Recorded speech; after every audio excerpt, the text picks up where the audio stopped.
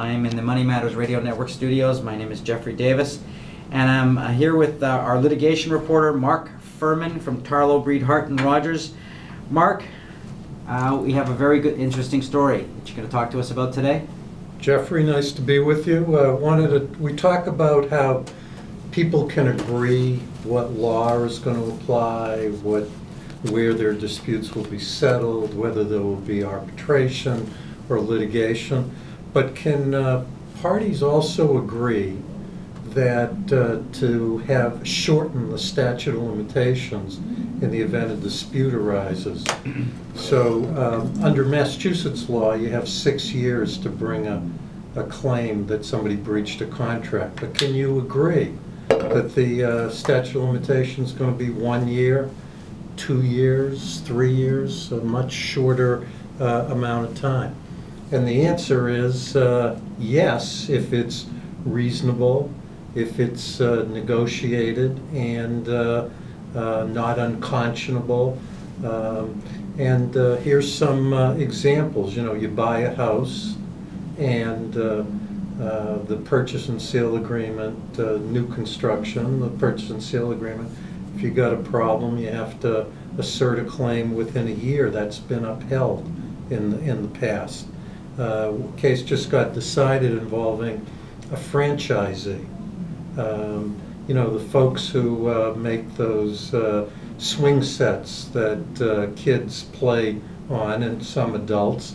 Well, a franchisee got into a beef with a franchisor.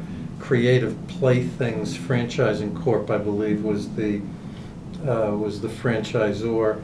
They sued a franchisee. The franchisee brought a counterclaim.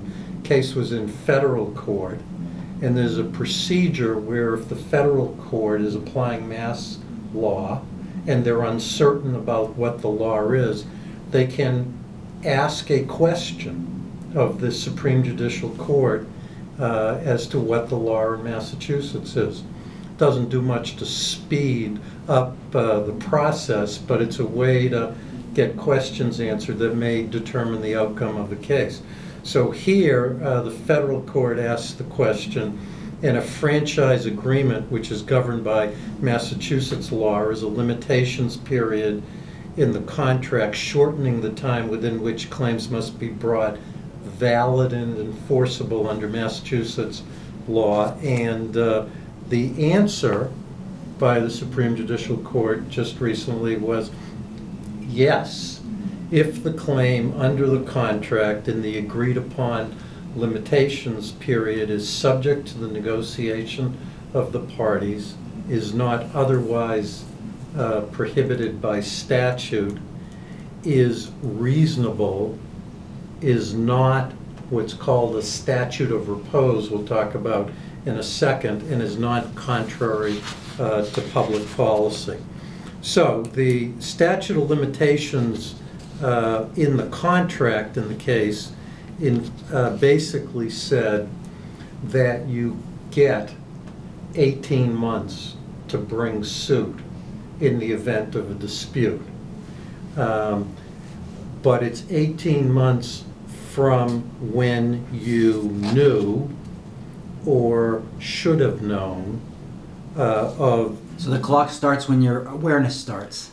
And that's part. I'm sorry. It's 1 year from when you knew or should have known, okay, or 18 months from when the act occurred. So when the act occurs, you may not know you have a claim. So when a claim is wiped out before you have any knowledge that you even had a claim, that's called a statute of repose. And the court is saying statute of repose is, you cannot agree to a statute of repose.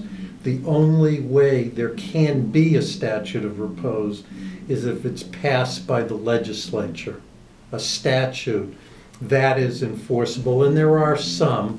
A common one comes up in construction contracts. There's after a certain period of time that the building is in use, all claims are gone. So if a building falls down 20 years after it's in use, those claims may be wiped out by the statute of repose. So you can't agree to a statute of repose. You can agree to a reasonable shortening of the statute of limitations, which is going to arise when you knew or should have known, and that makes it enforceable. So we have this concept of, the freedom of parties, particularly businesses, to contract with each other. So it's something that's worth thinking about as you put together terms and conditions for your agreements. My name is Jeffrey Davis. This is Radio Entrepreneurs. We're talking to Mark Furman. Mark, this whole idea, you look shocked, this whole idea of statute of limitations, I want to ask you one question before you go on. You mentioned the six years in Massachusetts. Can I get a sense of where that stands versus what's going on in the other states? Pretty common. 6 years is pretty common. Tort for breach of contract claims. Tort claims are shorter, 3-year statute of limitations. Under Massachusetts law, consumer claims would be subject to a 4-year statute of limitations.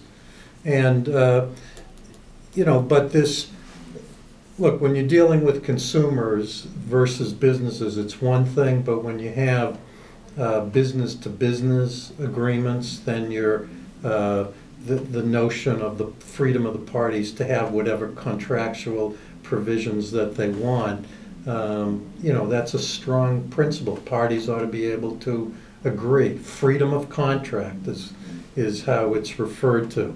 So, there's a little bit of a presumption of equal bargaining power. Not sure that that's always the case in a franchise situation.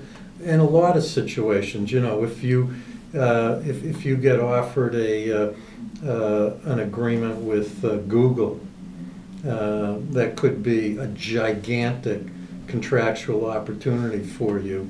In reality, Google is they're holding all the cards, and they're going to be able to impose their terms on you. So they're not going to be able to do anything completely unconscionable, but the reality is that there is unequal bargaining power in many agreements. But companies attempt to have their, they try to impose terms and conditions with the provisions they want in them, and there's something called the battle of forms, where you have two companies contracting and they have completely inconsistent terms and conditions on their forms, and the question is which one applies.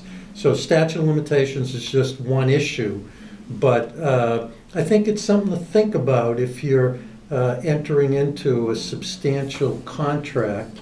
Do you want a shorter or a longer statute of limitations? Well, this is interesting. Since we assume that most entrepreneurs don't understand the law, I guess the onus goes both ways. One is on the part of the entrepreneur to say to the lawyer, what are my limitations and expectations on this contract, so that they're clear up front what their thing is. And it's also up to the lawyer, that's the legal counsel for the client, to keep the client informed too. That's right. And I'm starting to think that this has applicability to the new CRM products that are out there, that you could actually program into the CRM some products when the statutes and when these dates are up, so there's a pop-up, so that you're aware that that your time is running out on things, and you don't have to let something slip under the carpet. Right.